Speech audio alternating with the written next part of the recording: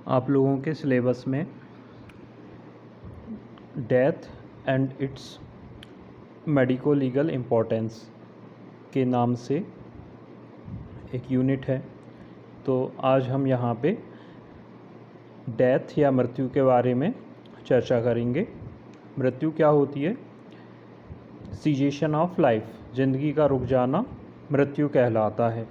शरीर के महत्वपूर्ण अंग हृदय, फेफड़े एवं मस्तिष्क जब कार्य करना बंद कर देते हैं, शारीरिक अंगों की जो गति है वह अवरुद्ध हो जाती है, संज्ञाहीनता की जो अवस्था है वह मृत्यु कहलाती है।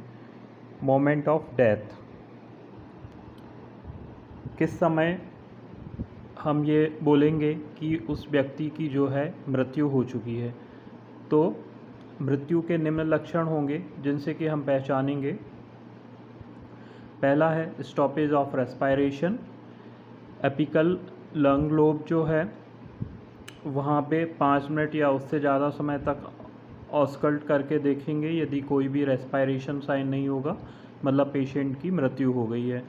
Stoppage of circulation, heart beat और पल्स को एग्जामिन करेंगे। 5 मिनट या उससे ज़्यादा तक जो है पल्स रेट, हार्ट बीट जो है वो फील नहीं होती है, इसका मतलब है पर्सन की डेथ हो चुकी है।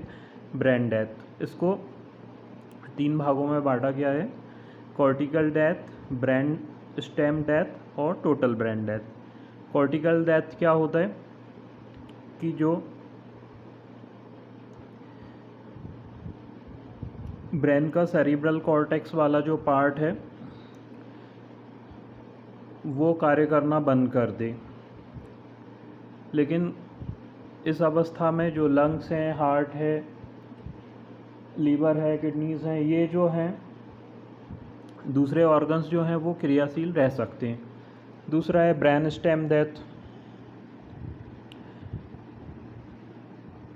इस अवस्था में क्या है कि सेरिब्रल कॉर्टेक्स, लंग्स, हार्ट, सारे जो ऑर्गन्स हैं वह कार्य करना बंद कर देते हैं। ये ब्रेन स्टेम डेथ कहलाता है।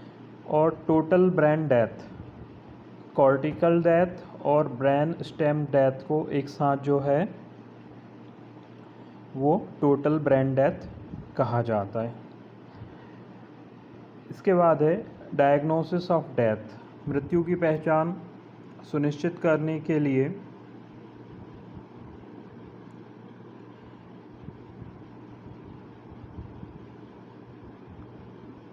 कुछ डायग्नोस्टिक क्राइटेरिया दिए गए हैं जिन्हें ब्रिटिश कोड या हार्वर्ड क्राइटेरियन के नाम से जाना जाता है।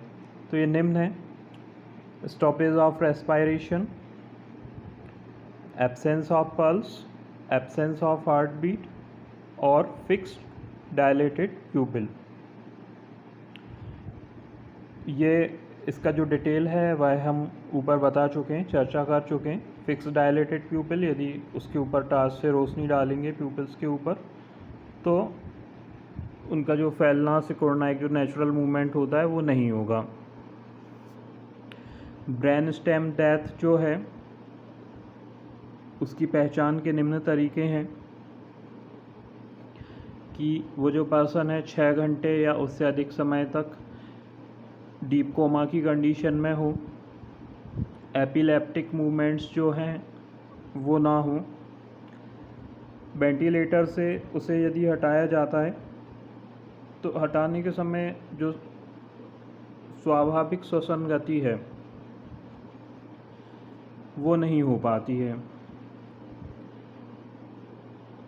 प्यूपिल्स जो हैं वो फिक्स डायलेटेड रहेंगे। क्रैनियल नर्व का जो एरिया है वहाँ पे मोटर रिस्पॉन्स नहीं होगा। और ब्रेन स्टेम रिफ्लेक्सेस जैसे कि कॉर्नियल रिफ्लेक्सेस, गैग रिफ्लेक्सेस, ये पूरी तरह से समाप्त हो जाती। तो ये जो कंडीशन है इनके द्वारा हम पहचानेंगे कि पर्सन जो है वो उसकी डेथ हो चुकी है।